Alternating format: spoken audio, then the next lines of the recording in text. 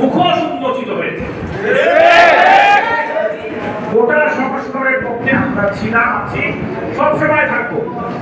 আপনি বা আপনার পরিবারের সদস্যরা যদি কোটা সংস্কারের পক্ষে থাকেন, আমি সেটিকে ধন্যবাদ দিই, আমি সেটিকে সাধুবাদ জানাই।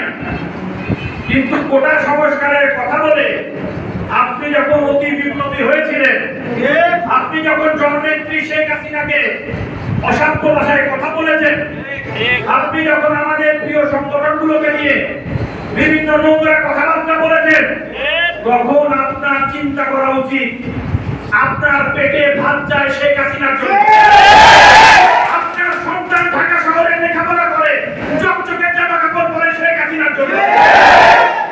আপনি দল করে পদ পেয়েছেন, আপনার কোনো অবদান নাই। শেখ হাসিনার কারণে আপনি মোহাম্মদ নাসিমের কারণে পদে আছেন। আপনার সন্তান ঢাকাতে প্রাইভেট ইউনিভার্সিটিতে পড়াশোনা করে, আপনার কি যোগ্যতা আছে? আপনার যোগ্যতাতে পড়াশোনা করে? শেখ হাসিনা আপনাকে নেতা বানিয়েছে, এখানে রাজনীতি করেন, দুইটা পয়সা ইনকাম করেন, সেই পয়সা দিয়ে আপনার সন্তান।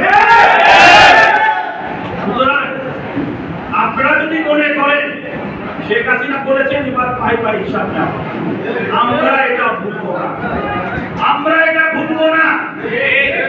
আপনাকে আপনার পরিবারের সদস্যদেরকে যারা এটা করেছে, আজকে হোক, কালকে হোক, পরশু হোক, হিসাব কিন্তু দিতে হবে। হিসাব নেব এবং সেই অনুযায়ী আপনাদের রাজনৈতিক ভবিষ্যৎ বানিয়ে চকচকে গাড়িতে চড়বেন, আপনার সন্তান ঢাকা শহরে ভালো ভালো দোকানে যে কফি খাবে, ফুটানি মারবে, আর ফেসবুকে বিপদের সময় শেখ হাসিনাকে গালি দেবে।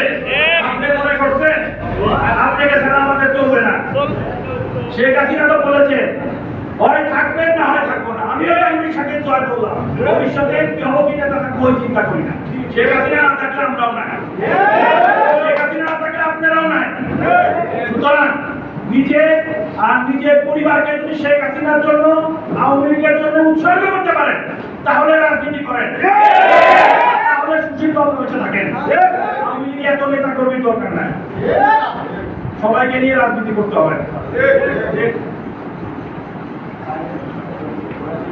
আজকে শেখ হাসিনা ছিলেন জন্য 15 বছরে এই অবস্থা হয়েছিল, তাহলে ঢাকা শহরে ফুটপাতে যায় ভিক্ষা করতে হতো, এটা ভুলে যাবেন না।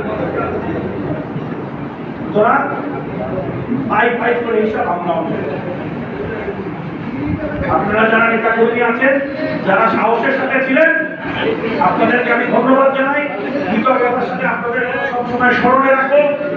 আপনাদেরকে অনুরোধ করবো যে আপনারা আগামী দিনগুলোতে এভাবে মাঠে থাকবেন, এবং সব থেকে গুরুত্বপূর্ণ, আমি স্বেচ্ছাসেবক সহ সকল সংগঠনের নেতা কর্মীদের বলবো, জনগণের সাথে সম্পৃক্ততা বাড়াবেন। বিশেষ করে আমাদের যুব সমাজ, তরুণ সমাজকে তারা বিভ্রান্ত করেছে, তাদের সাথে আপনাদের যোগাযোগটি বাড়াতে হবে।